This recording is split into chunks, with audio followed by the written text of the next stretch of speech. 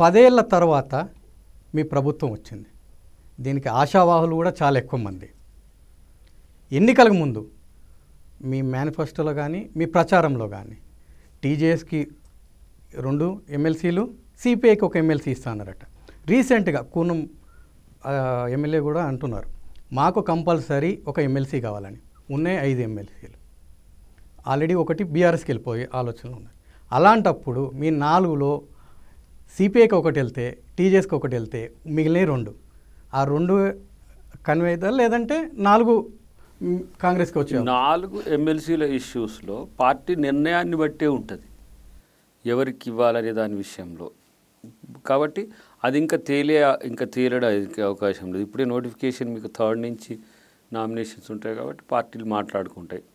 దానికి తోడు ఇప్పుడు నామినేటెడ్ కూడా ఇంపార్టెంట్ కొన్ని చైర్మన్స్ ఉంటాయి, లేకపోతే కొన్ని క్యాబినెట్ ర్యాంక్ పోస్ట్స్ ఉంటాయి, వాటిని అలొకేట్ చేయొచ్చు. సో అందరికీ నాయకులు ఇప్పుడు ఎక్కువైపోయినారు, పదవులు కొంచెం తక్కువైనాయి. ఆ టైంలో ఎక్కువ పదవులు ఉంటాయి, అది కంటెస్ట్ టైంలో ఎక్కువ పదవులు ఉంటాయి. ఇప్పుడు ఏమవుతుంది, అక్కడ ఓడిపోయిన వాళ్ళు కూడా మళ్ళీ పదవుల కొరకు రావడం వల్ల మళ్ళీ ఓవర్ కాంపిటీషన్ అవుతున్న పరిస్థితి ఉన్నది. కాబట్టి అధికారం వచ్చినప్పుడు కామన్ కదా ఇదంతా కూడా. అందరూ ఇప్పుడు ప్రచారంలో చెప్పినట్టు మీరు ఇస్తారా వాళ్ళకు? ఇచ్చే అవకాశాలు ఎక్కువ ఉంటాయి. లేటెస్ట్గా ఎస్ఎల్బీసీ ఇష్యూ చూసుకుందాం. ఎస్ఎల్బీసీ ఇష్యూలో 8 మంది చిక్కుకున్నారు కార్మికులు అని చెప్పేసి బీఆర్ఎస్ చాలా గట్టిగా చెప్తుంది.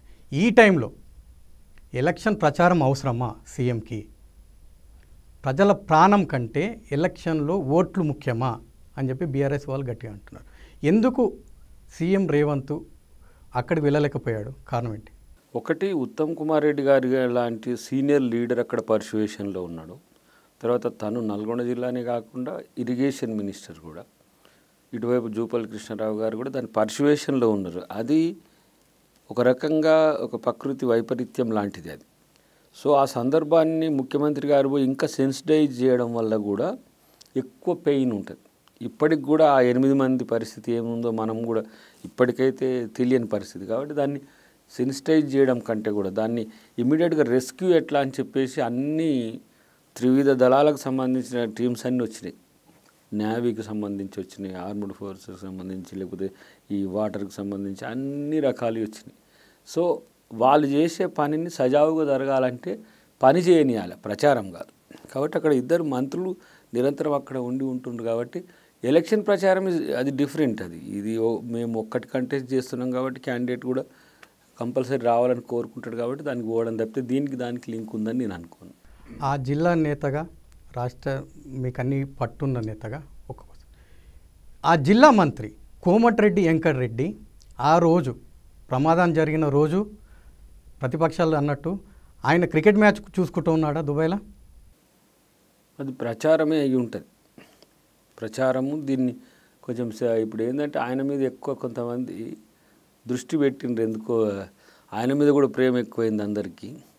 సో ఆ రోజు జరిగిన దాన్ని ఇట్లా మిస్యూజ్ చేయడానికి ఏదో ప్రయత్నం చేస్తున్నట్టు తప్పితే మరొకటి కాదు. ఆయన ఏం మాట్లాడినా కూడా ఈ మధ్య కొంతమంది, ఎందుకంటే కేటీఆర్ని సీరియస్గా టార్గెట్ చేస్తుండు కాబట్టి వాళ్ళు ట్రోల్స్లో ఆయనను ఎక్కువ డిఫేమ్ చేయడానికి ప్రయత్నం చేస్తున్నారని నేను అనుకుంటా. ఎందుకు మరి ఒక్క ప్రకటన కనీసం, ఇప్పుడు ఉన్న సోషల్ మీడియాలో చాలా ఉన్నాయి, మరి సెకండ్స్లోనే ట్విట్టర్ కానీ ఎన్నో సామాజిక మాధ్యమాలు ఉన్నాయి, దాంట్లో రావడం ఈజీ. అలాంటప్పుడు ఇంత పెద్ద ఇష్యూ జరిగితే కనీసం ఒక్క రియాక్షన్ కూడా ఎందుకు ఇవ్వలేకపోయాడు కోమటిరెడ్డి వెంకటరెడ్డి? ఒక్కటి కూడా అంటే ఇప్పుడు ఒకవైపు ఒక సీనియర్ మంత్రి దాన్ని కోఆర్డినేట్ చేస్తున్నప్పుడు దాన్ని మరింత డిస్టర్బ్ చేయాల్సిన అవసరం లేదు. తర్వాత చాలామంది ఈ చర్చ తీసుకొచ్చినప్పుడు తను వెంటనే అక్కడికి పరామర్శకు కూడా పోయిన సంగతి మీరు చూసిండ్రు కదా.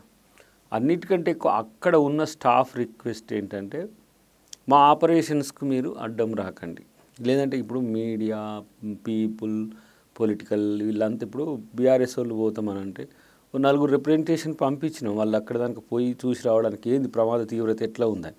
అదొక హ్యుమానిటేరియన్ ఇష్యూ. కానీ దీన్ని పరామర్శకు పోతే అక్కడ బెనిఫిట్ కంటే ఎక్కువ లాస్ ఎక్కువ ఉన్నది. ఒక నాయకుడు పోతే ఒక 100 మంది పోయిండ్రు అనుకోండి, అక్కడ రెస్క్యూ ఆపరేషన్కే కొంత ఇబ్బందికరంగా ఉంటుంది. కాబట్టి ముఖ్యమంత్రి గారు పోతే ఒక సిస్టమే మొత్తం ఒక డే అంతా కూడా వాళ్ళకు ఇబ్బంది అయింది. కాబట్టి ఆ దృష్టికోణం నుంచి చూడాలి తప్పితే దాని రాజకీయ కోణం వద్దనేది నా యొక్క విజ్ఞప్తి. ప్రపంచంలో ఏ మూల ఏ క్షణం ఏం జరుగుతుందో వేగంగా తెలుసుకోవడానికి తొలి వెలుగు వాట్సాప్ ఛానల్ని ఫాలో చేయండి.